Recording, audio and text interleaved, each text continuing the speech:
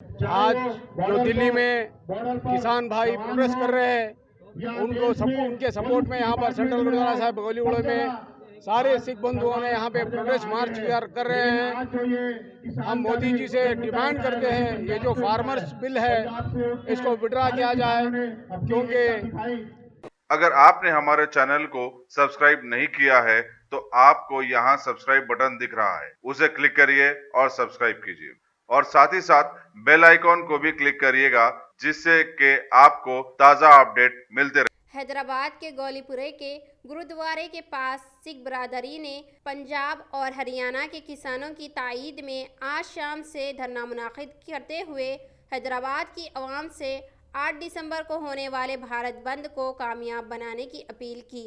अगर इस मुल्क में किसान परेशान है तो सारा मुल्क भी परेशान है।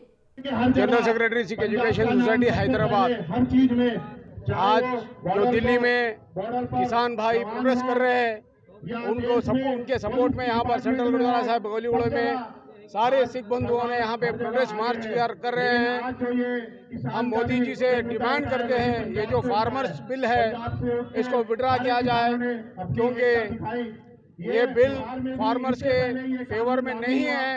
ये जो कानून आप लागू कर रहे हैं ये किसान को नुकसान देने वाला है। इससे छोटे किसान को कतई फायदा नहीं होएगा। और जो पंजाब से रैली निकली है किसानों की, क्योंकि पंजाब सबसे ज़्यादा एग्रीकल्चर लैंड पंजाब में बसी है, पंजाब से रैली निकली है, तो ये इल्ज़ाम लगा रहे हैं कि ये खालिस्तानियों का मार्च है और ये भी कह रहे हैं कि पाकिस्तान के नारे लगाए जा रहे हैं। ये गलत सरासर झूठ है। मैं मोदी जी से डिमांड करता हूँ, ये प्योर पक्के किसान परिवार से है और ये जो अपने जिस्म का प्रदर्शन करके पैसे कमाने वाली कंगना रनौत कहती है कि 90 साल की महेंद्र कौर एक शाहीन बाग की लेडी है, ये जो सरासर बिल्कुल गलत है।